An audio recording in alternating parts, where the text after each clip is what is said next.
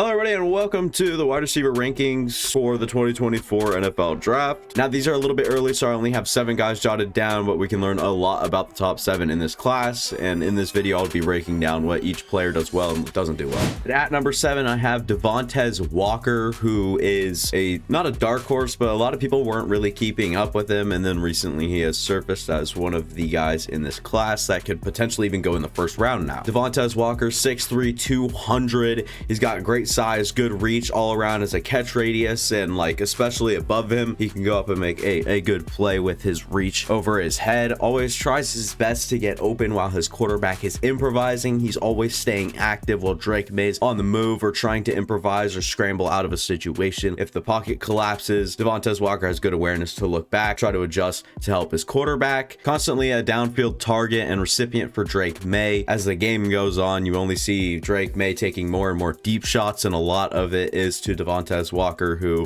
consistently gets behind defenses, gets up and plays leverage well. It's just a lot to like about Devonta Walker down the field. Can create after the catch even in long distances, meaning if the defender's like 10 yards away, he's still good at making that guy miss, even though that guy has a lot of runway. At Devonta Walker, he gets really creative and helps himself out, making a guy miss whatever it is. Good grip and hold while blocking down the field, gets chances on end arounds pretty often, meaning he could be a weapon and is familiar of about being a weapon out of the backfield, which is good. Very good long speed to beat defenders deep. Talked about that. He can get behind a defense pretty consistently, can work the seam and worry about everything except the defenders and getting hit, meaning he doesn't care. All right, he's fully focused on either the ball coming in or whatever he's supposed to be focused on. He's not worrying about the contact that he has to embrace for. He's going up for the football, and whatever happens happens. He's accepted his fate. If he gets hit, he gets hit. Almost always aware when and where the ball will ultimately end up at the catch point. This is like a long-winded way of saying he's a very aware player and very good at tracking where the football will, like I said, ultimately end up at the catch point. Okay, he's looking back at his quarterback and then he sees Drake May throw the football. He's good at adjusting and getting to the spot where the ball will be, getting leverage on the DB earlier than you'd like, or as a DB earlier than you'd like. And he gets out in front and, really has the awareness to get ahead of situations that, ultimately puts him in a good spot. He can work through a hit or pretty heavy traffic. You're working in the middle of the field. Likely you're going to get checked by a linebacker if you're on like a nice little drag, or a DB wants to jam you out the line. He's very good at working through that sort of deal. And then heavy traffic. He's very good at focusing between bodies when the ball's coming like through the middle. Again, if a linebacker's here and a DB's behind him or crashing down or on his left, whatever it is, he's very good at just focusing in on the football and not really worried about if it gets tipped or whatever. And he's very good at that. And now let's look at some cons for Devonta Walker. It's not a real long list. Not great on short hitch and curl routes. He doesn't sell them and looks kind of stiff, meaning if you're running a nice curl, you want to at least get the DB to bite deep or whatever. So you're going to run as fast as you can, and then you're going to dig, and then you're going to turn around and catch the football. He kind of looks a little less like he wants to sell it and just looks like he wants to catch the football. He's very good with his back to the defender to the point where he doesn't even look like he tries. And like I said, he looks kind of stiff, meaning kind of slower and not really. Some guys just look really jittery. Akiem Egbuka has some good shake, I say. Like he's got some good but he's not exactly that type of player, especially on his shorter routes. Devonta Walker looks kind of stiff and turns, and it's not really a fluid process for him. He's hesitant as a blocker sometimes, despite, like I said, not worrying about the contact or whatever. He's hesitant as a blocker, whines for DPI every so often. Every here and there, you'll see him kind of whine, and I'm not a fan of that. So if you guys want to say that that's a plus because he's trying to draw the foul, I think it's kind of annoying that, he constantly comes up with his hands in the air like, what he's holding. And you guys are probably looking at the eye score on the bottom left. There's like that white little box. I put like a film breakdown section in there with the pros, cons, and an eye score. I'll explain that real quick. Now, the eye score has zero credibility and mostly is just there to put a number next to these guys to give a sense of rating for each position and player for me and for you guys. But the eye score takes the 10 most most important traits for a quarterback, running back, wide receiver, tight end, then takes all 10 traits, rates them each out of 10, adding to a final number out of 100 that is finally simplified to be rated out of 10. Quick example, take a random wide receiver, then look at the 10 most important things a receiver can do / have, like catching, route running, run blocking, etc. Then rate each of those qualities / traits out of 10. Then all you're doing is simplifying it at the end to put a number next to this random wide receiver's name. And it's the same thing all over again for O-line, D-line, corner, and linebackers, except we're just using 5 or 7 traits / qualities. The bigger sample size of tape, the better, but all judgment and evaluation is done by me, and like I said, it has 0 credibility. When I talk about the I score, or you see it somewhere on my videos or in my videos, there will most likely be a number rated out of 10, 7, or 5, 7.8 out of 10, or for Tez Walker, it's 7.9 out of 10, and the number of games that I have on tape for each player below it in parentheses. So you guys see under where it says games, that's how many games of tape I have on a player. Now hopefully that makes sense, and we'll move to number 6, who is Akiem Egbuka up at the next spot. Akiem Egbuka out of Ohio State, 6'1", 206, a personal favorite of mine. He might actually end up going back to school, so next time you see me do these final wide receiver rankings, he might not even be involved, which is very unfortunate. I do like Akiem Egbuka, but like I said, has a chance of going back to school. He missed some time this year with injuries due to the low production, you guys can tell, but yeah, he could go back to try to prove himself and be one of the top receivers in next class, which I truly think he can. Very savvy receiver, and we'll talk about his pros real quick. Inside out versatility, you can play slot or outside, or you could even put him in line like a tight end, almost like towards goal line. Wherever you want him, he can basically play, and has played. He's jittery after the catch. This is what I was talking about. He has that shake to him. He's pretty jittery after the catch. He can shift really quick, and right after the catch, you know, he can make a guy miss really fast, and a lot of that is due to his mind. He's very good at thinking about what the DB might be thinking, or whatever that is. Trusted by his team as a run blocker. He's often put in situations where he's trusted to be either a lead blocker or to be like on an RPO or anything like that, like a blocker on that side. So he's trusted as a blocker in that scheme. Stop, catch, run process is very good for him. He's very good at looking, stopping, catching, and then running. It's like a very sound process for him, and it makes him, you know, look like a pro. Honestly, he looks like a JSN, where everything was kind of smooth and kind of a smooth, criminal, savvy type of guy. He's very useful in the run game, whether or not it's blocking or he's actually running. Very good in traffic, can still separate at high speeds at all levels. You're running a full sprint and then dig, right? So you're going 5 yards and dig, and that's at full speed. Or you're running a post on the 3rd level, he can still accelerate and still makes those cuts at higher speeds, making it harder for the DB to track him. Good feel in coverage gaps, meaning if you're against zone coverage and he has his space, he has a good feel and understanding to sit down, and hopefully the quarterback finds him. And one thing that stands out about him that I've already mentioned, he's more savvy than smart, and that has that literally bundles up Akiem Egbuka as a player. He's a very savvy guy. He's not exactly an athlete, wins with speed, whatever. He's really savvy and a mindful player. Talking about some cons for him now, he takes too much time to break on slants or shorter routes, or breaks on slants or shorter routes. Could be the scheme, meaning it just takes a second, either stands at the top and then cuts, or like he goes, stops, then cuts, or goes and then kind of takes a second while turning and then kind of takes off. Like I said, it could be the scheme and what's designed to happen, so that could even be waived as, or vetoed as a con. But struggles with physicality pre-catch. Okay, wow, I read that wrong. Struggles with physicality pre-catch and during his routes, basically the same thing. Either he gets jammed at the line, or a linebacker checks him on a little 3-yard route or whatever. He's just not very good with physicality. He's a little too patient sometimes. That kind of goes to the first one, or even after the catch, he might be a little hesitant to make a move. He doesn't work back when he feels he already has leverage. That's a pretty big one for me. He's almost too comfortable comfortable, and to the point where he doesn't even try to run up and make that extra separation to help himself with the catch process. He's more of a, all right, box him out, and then when the ball gets to me, I'll use my late hands and bring it up. It's not exactly amazing to see or watch. It was kind of frustrating every here and there, but that could have been due to limited feet activity with I think he had an ankle injury. I definitely could be wrong about that, but I think it was something leg related, so that has something to do with it. Maybe that's just kind of speculation. Troy Franklin up next at number 5. He is a fun player, very fun, 6'3", 187, tall, lanky receiver. He's got a very high I score, and that just works because he has 6 games of tape, and I liked all 6 of them. So that's basically what that comes down to. And these guys are ranked as prospects. They're not ranked by their I score, because the Malik Neighbors is rated above Troy, or rated below for Troy Franklin. I think Malik Neighbors is around that 8 mark, and then Troy Franklin's at 8.4. So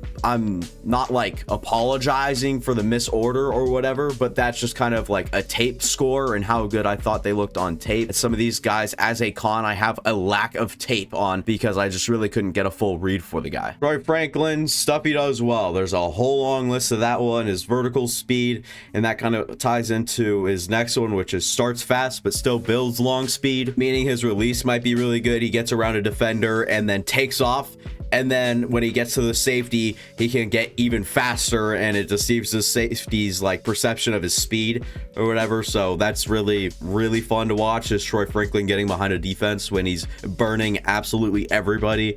He's willing as a run blocker, works really well in a stack formation. With Troy Franklin, this guy can hide behind 2 other receivers. If you guys don't know what a stack formation is, so here's your 2 like lead receivers or whatever, and then you have Troy Franklin down here, and that's a stack formation. And so the 2 guys would take off and do their own thing while Troy Franklin kind of sits behind them and then does his work after they already kind of split off. And he's very good at like hiding behind those guys, or working with a lack of concentration on him.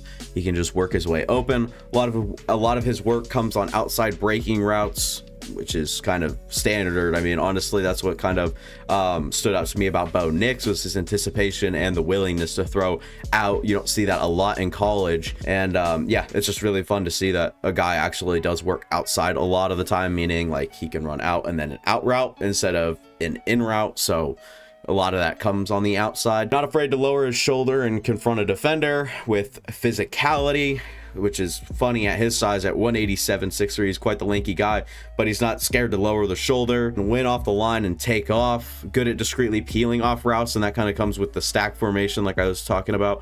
He's very good at like fading and then cut, and then it kind of takes the DB off or catches him flat-footed, whatever it is.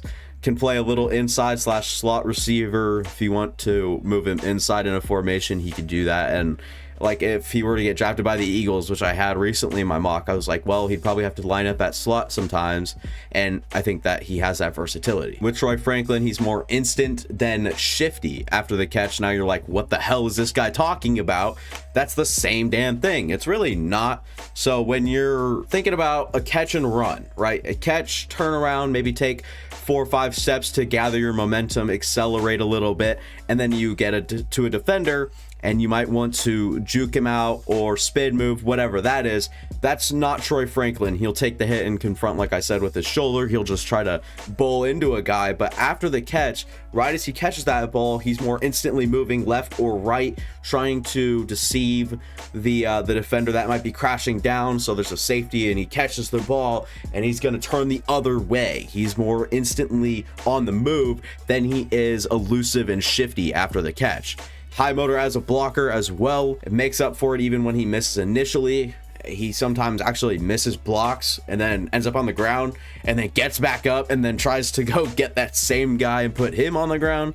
He's got a very good feel in zone, effective on every level of the field, which is super, very useful, very nice. Sometimes you just see guys that are in their offensive scheme, they're like working one level of the field, which you guys don't know. The first level is like around the D line, and the next 4 yards or so.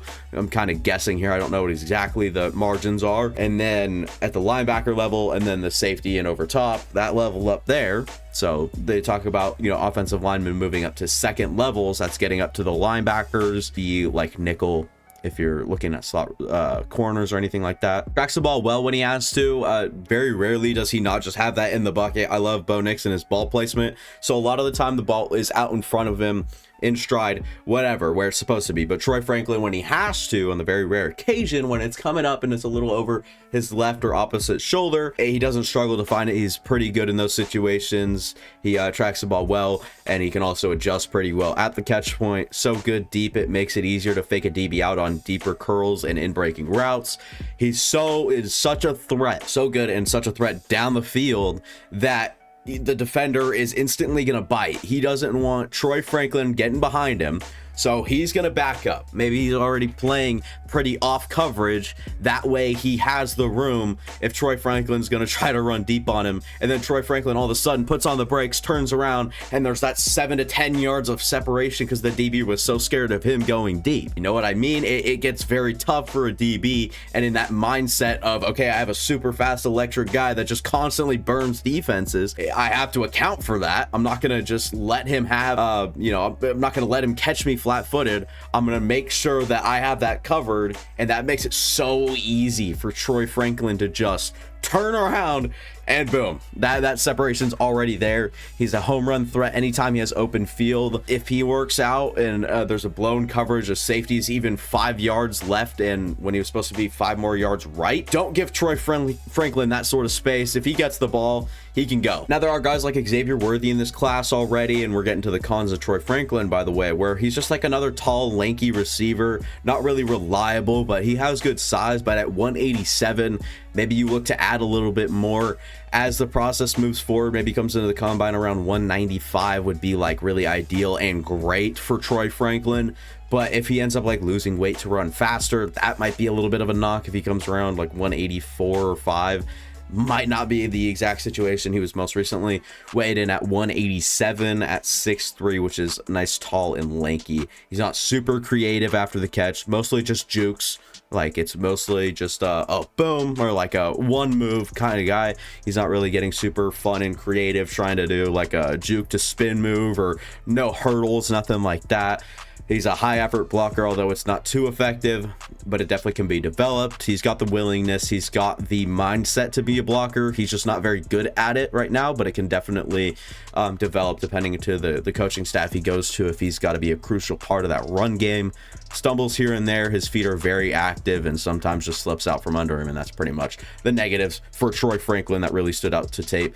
In 6 games, that's a very, very short list of cons. I'm very ticky-tacky when it comes to some guys, but through 6 games to only have 5 little cons, that's very impressive. And Troy Franklin was very impressive overall to me as a prospect, and that's why he finds himself at number 5. And then we'll move to number 4, where this one might come as somewhat of a surprise. Now this spot belongs to Rome Odunze. Now you guys might be saying, what the hell? This guy, once again, no idea what he's talking about.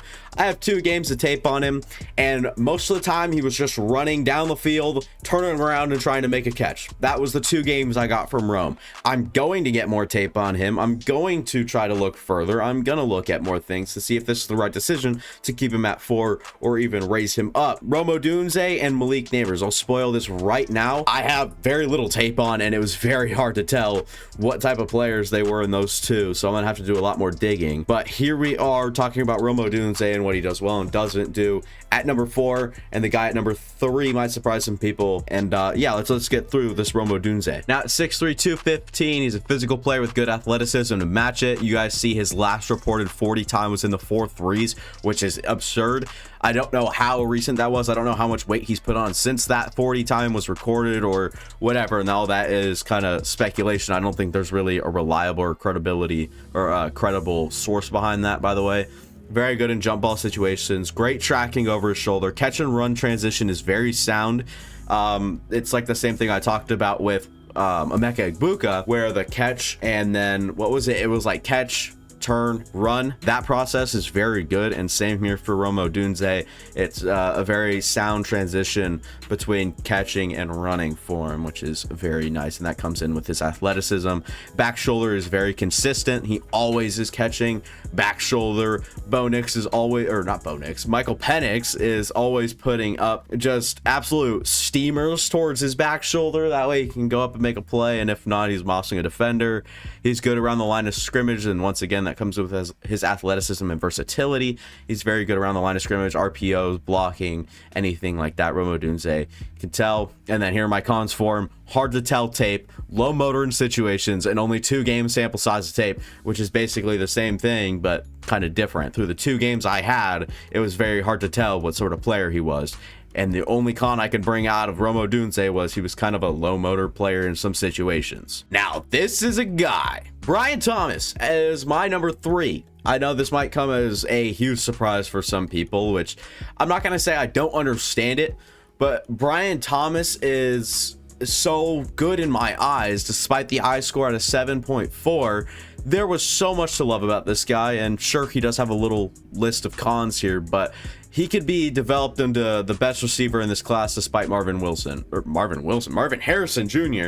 Brian Thomas could be the next guy in this class. We could be talking about like, oh, a legendary wide receiver class, but Brian Thomas and Marvin Harrison Jr. I truly believe that Brian Thomas could be developed into, like I said, one of the best in this class, and it's not a question. This guy, it just looks fun. Brian Thomas, starting with his pros, we'll look at just looks natural as a pass catcher.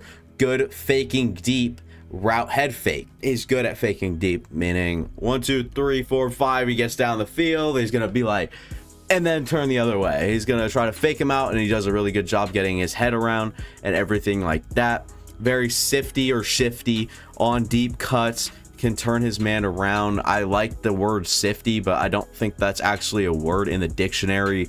So he's very shifty on his deep cuts in the deeper part of the route.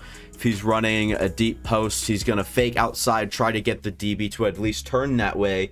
That way he can move to the right or the opposing way that the DB is looking for Brian Thomas, and shakes and then gets off and then runs, and he turns his man around. Does that every here and there. His hands look like clouds. That's a huge thing. It kind of rolls into the just looks natural as a pass catcher. Same thing. And when he's running, it just boom. It's right there. It's just right there in the clouds. I don't know if he dropped 1 or 2. I can't remember.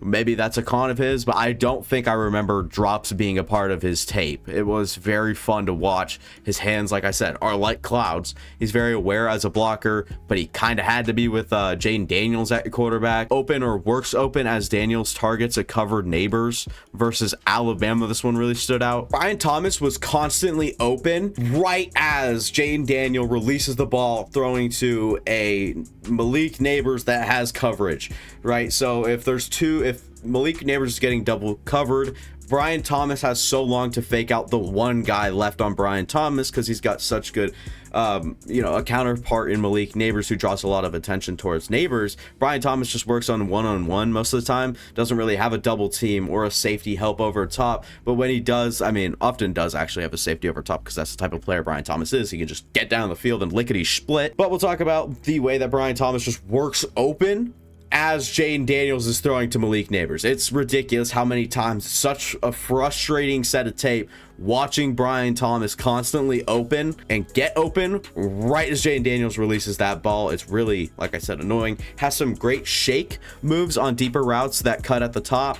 Once again, same thing I was talking about earlier, where he can kind of and then kind of gets off. I don't know really what that noise was there, but like I said, great shake at the top of the route. Runs a nasty dig / curl when he has the DB in off coverage threatening deep. He might take a little bit, but he gets there. You have a 5-yard dig or whatever, you run 5 yards out and turn around and whatever. So he's going to try to fake like he's going fully down the field, full sprint. I'm going to get past you. Same thing as Troy Franklin. He's a threat in that way, and then turns around, and then he does it even better with more effort. And I really like the way that he plays those routes. And in line as a blocker sometimes, mostly in goal line situations, he lines up like a tight end. He's very valuable in that sense, where if you want to run an outside, he can actually get that leverage because of how big he is at 6'4", 205. He uses his strength really well in blocking schemes and blocking situations. Brian Thomas has got great over the shoulder tracking, balls up there, comes into his cloud hands pretty easily, chased down the last block in an 80-yard run at the goal line. Well, that was super fun to watch, where he I don't know who it was, but his teammate had the ball and was getting down, and then it was like a Brandon Ayuk effort where 80 yards down the field at the goal line before the guy could get to him, he absolutely lays him out. It was super fun. Like I said, it's just great to watch. Beats deep one-on-one coverage often, and Daniels doesn't even look to his side of his field or of the field. So frustrating. If there's no safety over top or it's a single safety, you're often gonna either play downwards in the box, or you're gonna, you know, either shuffle back and work and look at Malik Neighbors. But Brian Thomas is constantly open in one-on-one situations, and then Jaden Daniels never even looks his way. Like I said, very, very frustrating to watch. He's got variation with effective releases. He's got a shoulder duck, and he kind of gets under the defender, and then he fakes deep as soon as possible, fakes deep right away, and he's gonna go blah, blah, blah, and then cuts, and then either fakes in or out, whatever it is. It's very effective, and he has multiple different things that work really well, especially at the college level. With enough time, he could beat the DB and safety and a safety over top in some formations. If he has a cornerback on him, whether it's press or a little off coverage, he could beat him. And then if Jaden Daniels has that extra extended time, Brian Thomas can get past the safety over top of him as well, which is very impressive and very valuable. Absolutely certified as a blocker with great awareness to still avoid any injury risk, and that's huge. Brian Thomas is so good at blocking and keeping the guy in his vice grips, and then if he sees someone's coming behind him, he's gonna roll up. He either pushes and then kind of gets out of that situation, or whatever it ends up being. He's very good as a blocker, and then very good awareness as a blocker as well. Can be nifty as a weapon out of the backfield, has a little experience doing that at LSU, has some gat lateral movement skills. I have that literally written down, gat, G-A-A-T. It's very funny that I put it that way, because I really feel that, like when you go gat, you know what I mean, with those two steps, he's got that lateral movement that is just insane. Plays with visible passion, tough run here and there, can open up space underneath as he brings more attention over top. If there's a guy that's in a stack formation or lined up next to him, or the guy in the slot, and then Brian Thomas is out wide to the left of him or on the right, opposite, whatever it is, Brian Thomas can bring the linebacker's attention up, the safety's attention there, and then the DB there, leaving one-on-one for the guy in the slot, right? So the one-on-one, and then the guy would just have to run away from him, and it makes great room underneath. Like the level is cleared out where Brian Thomas is, because he brings such an attention over top. Brian Thomas, get into the cons. It's a decently longer list, and only for 3 games. You hate to see this many, but I was pretty ticky-tacky with him because I like him, and the guys I like, I'm very crucial with. Doesn't sprint every down. He's not like a full effort guy that just sprints every single down because of how deep his routes are. He either like saves energy, or like I said, just low motor, no really effort on every single one, which is, you know, justifiable. Visibly upset when he's missed or is avoided as a read, most of the time rightfully so. I agree with it. You just don't really want to explode on the sideline, or when you don't get the ball. It's not like a great trait to just be sitting there not pouting, but definitely visibly frustrated. He's just, when he's avoided as a read, like if Jaden Daniels has Malik Neighbors, then Brian Thomas, and then his check down, he goes Malik Neighbors, spies him down, sees one little bit of open space and goes there, while Brian Thomas has already worked open. And then when that ball's incompleted, Brian Thomas gets very upset, which, like I said, it's rightfully so in some spots. You know, I'm not going to lie. Jaden Daniels didn't really do a great job reading the whole field with seeing how much Brian Thomas was open so much. Doesn't monitor the middle of the field and or doesn't monitor the middle of the field well, and gets knocked off his routes when he's running routes underneath by like a linebacker or a DB that comes down and crashes on him. If he's running like a 3-yard in or whatever it is, or just running across and a linebacker's in his way, he tries to avoid the linebacker, not by getting behind but in front of him for that leverage that you don't want that ball to get picked off. And then the linebacker will just shove him and he'll get, you know, hit off his route. He's very light on his feet, and that kind of has that to go with it. Works alongside a good wide receiver to get some attention off of Brian Thomas. Like I already mentioned earlier, Neighbors brings attention towards him, often like a double team or just extra attention towards him, leaving Brian in better situations. Not much of a possession type target, not super active while his quarterback is on the move trying to find a target. I don't think he, you know, had to do a whole lot. Jaden Daniels most of the time would run anyways, so that's kind of, once again, kind of plausible. I don't think he's scared of contact, and maybe he's just cautious, but like I mentioned earlier with the blocking, he's very quick and aware to just get off before he gets injured. I don't think he likes big hits, and I think that might be where like 1 or 2 of his drops came from, was when like there's someone coming in, he's gonna make a bone crushing hit. And the most frustrating thing about Brian Thomas is just his tape in general. This kid gets open and just isn't getting the ball, both unlucky and lack of underneath targets. He's open so much, and either he isn't in the first 2 reads, or it's the unluckiness or the I guess the unfortunate effort of Jaden Daniels that just lobs that B up to anybody else. It's very frustrating tape for Brian Thomas, man. Now at number 2, we have Malik Neighbors, who's the consensus number 2 in this class. He's got freaky twitch and agility, comes back to the ball in the right situations, good effort to maximize every single touch he gets, very fluid breaks and very fluid as an athlete. He's got very good turn and run ability after the catch.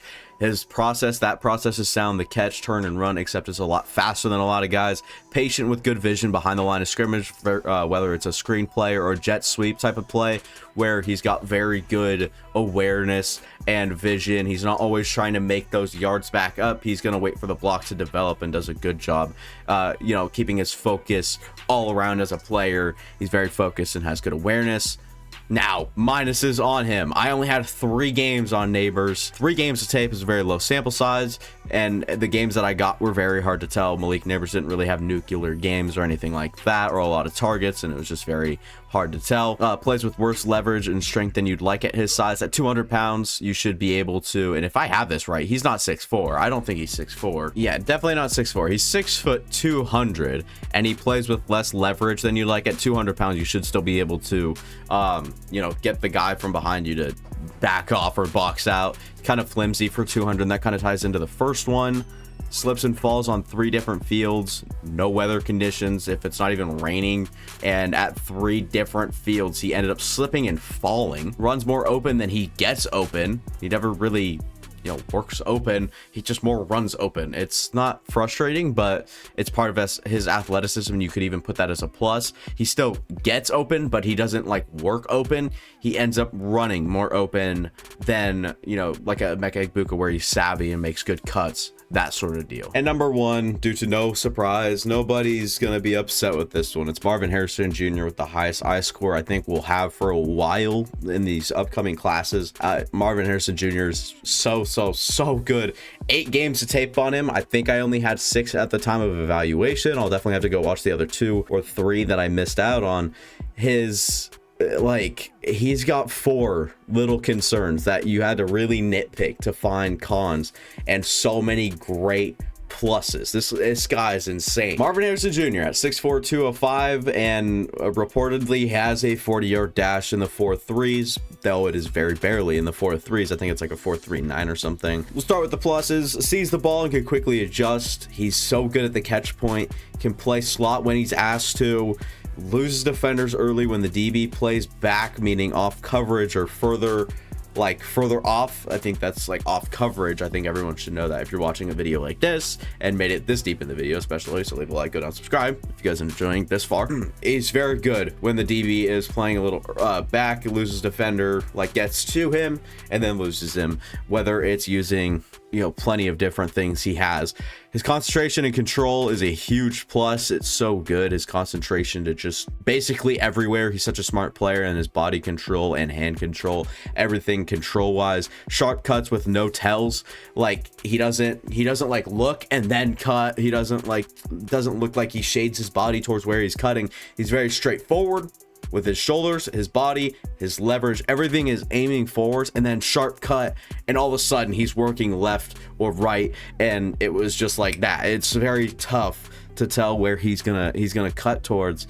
Ready after the catch to instantly make someone miss. He's very light and quick on his feet. Constantly draws DPI calls. Physical when needed, blocking included, but most of the time, like, he's very smart, and so kind of stays away from that contact side, but it's not to the point where he won't get physical at all. If he needs to get the extra yards to get a first down or something like that, he could be physical, especially with blocking. If he is the lead block and he realizes the running back's coming behind him and he has to get that leverage angle, he will be physical. He will end up on the ground sometimes. Another thing that stands out very much so is his tracking. He tracks the ball so well. Extremely hard cuts. Basically already told you this, guys. I don't know why I don't know why that's in there twice. I guess it just came up more than once.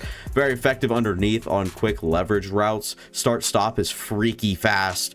Reads blocker and understands DB. This had to be at like 2 a.m. I don't know what I was doing.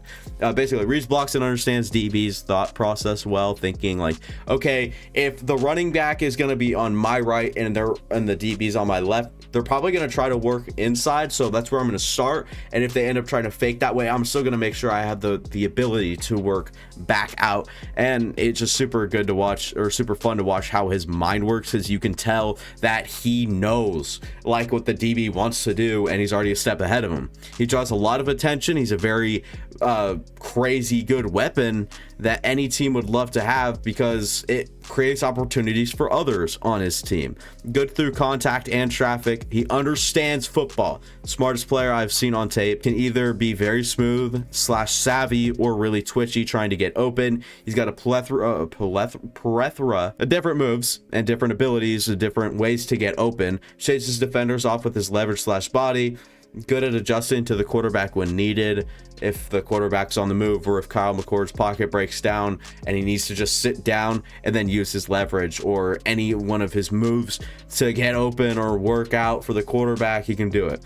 If he was looked at every play, he could average 250 yards per game. He was that open that often. Now, the very short con list for Marvin Harrison Jr. He had concentration drops every here and there where he'd be like worried or looking elsewhere or like ready to make his move before he even catches the ball. And that's like very little. I think he had one game where it was noticeable. And then the others, like it was every few and far between. It wasn't like one or two things that really stood out. It's a very nitpicky thing. And then 3 or 4 drops against Purdue in the weather. It wasn't like brutal, but he's not the best weather player.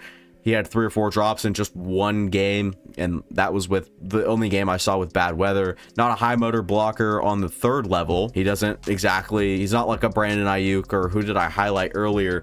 It was Brian Thomas Jr., where they worked 80 yards up the field just to make one block that may or may not matter. He's not one of those guys, and he worries about what's coming during the catch process, like contact-wise. If a DB is going to crash down, he's going to be worried about that while trying to make his catch, and that kind of comes into the concentration drops and everything like that. All that being said, that'll be all from me. Thanks for watching. If you guys enjoyed, go ahead and like, go down, subscribe, go watch any past content on my channel. I guarantee you will enjoy it, and that'll be all once again. See you guys next time. Deuces. This was a lot of talking.